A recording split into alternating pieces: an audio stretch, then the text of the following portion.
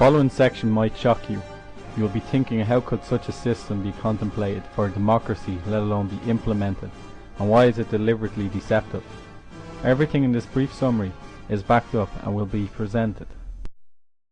The European Council, made up of 27 Prime Ministers from the EU countries. The President of the EU will be decided on in private/secret negotiations instead of being democratically elected. France's President Sarkozy has informally proposed Tony Blair as the first EU President, which could last up to 5 years. The self-amending Article 48 of the Lisbon Treaty gives these 27 EU Prime Ministers the right to amend all treaties on their own. The Commission proposes laws and is made up of unelected civil servants. The Commission President will be chosen by the 27 people on the EU Council. The other members would be selected by the Commission President on the basis of suggestions from governments, from which the unelected Commission President can choose whoever he likes. The European Parliament cannot decide on and elect a name of their own. Every 15 years the selected Irish Commissioner would be removed for a period of 5 years. The Council of Ministers, made up of ordinary ministers, ministers of agriculture, etc. In the EU not all laws are voted on. If one is pushed to a vote, this group will decide by qualified majority voting, in which 4 of the largest countries could dominate. They decide mostly from behind closed doors, and the documents from the legislative meetings are not even available for members of the EU Parliament. The EU Parliament. Our elected MEPs have the least amount of power. They can only make suggestions. Even their suggestion powers are limited.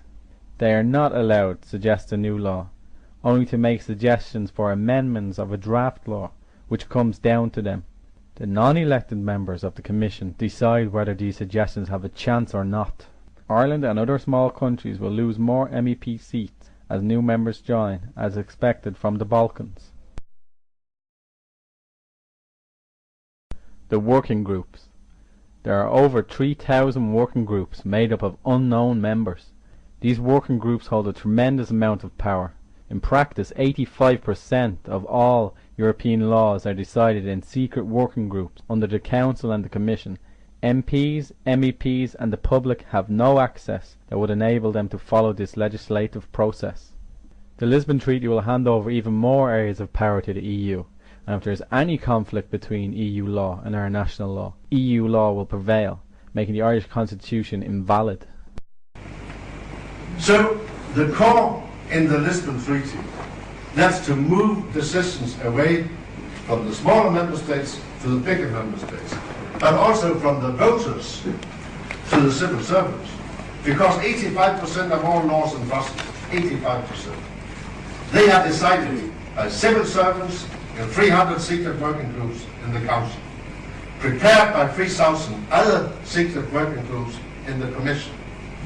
As a member of Parliament, I have no access to the documents. I have no access to what they are doing. The Council is actually a number of bodies. You have the Council of Presidents and Prime Ministers. So, okay, we elected Bertie Ahern. Well, in fact, 12,000 people in North Dublin elect Bertie Ahern. His party picks him, and he becomes the head of the Prime Minister, or the Taoiseach. And then he goes over to Europe and starts with 26 other people ruling 500 million people. Yeah. Which, on 12,000 votes. So I mean, that's the kind of tenuous link to a mandate that he has. But under the new arrangement after Lisbon, there'll be a permanent chair for 2.5 years renewable once, which means up to 5 years. So you have a permanent president. And that's another example of where it's been made a kind of state, because there's no other international meeting of Prime Minister or President where they have a permanent chair for up to 5 years. You will not get me to say anything negative about Tony Blair. And I cooperate with him on European matters as well, and increasingly my ally in fighting various issues. The Commission is hugely important because it proposes all the law. So another change that's been proposed in the Lisbon Treaty is that at present every state, each one of the 27 member states has a commissioner. That would change, and it would become 18 out of 27. In other words, the number of commissioners would be reduced by 1/3, which means in effect that for every 5 years and every 15, Ireland would have no representative on the Commission which is the body that would be proposing all sorts of important laws that would affect us. We wouldn't even have a representative. And a third change that's being made in the decision-making system is that when we do appoint a commissioner for the 10 years out of every 15 which we would have one, we no longer have the decisive right to decide who the Irish commissioner would be. We can only make suggestions. First, the European Commission have a monopoly to propose a law. No one else. You have to be non-elected to be able to propose a law in the European Union. The Commission has a monopoly. Well, but you have an Irish commissioner there. He can then take care of Irish concerns in the Commission.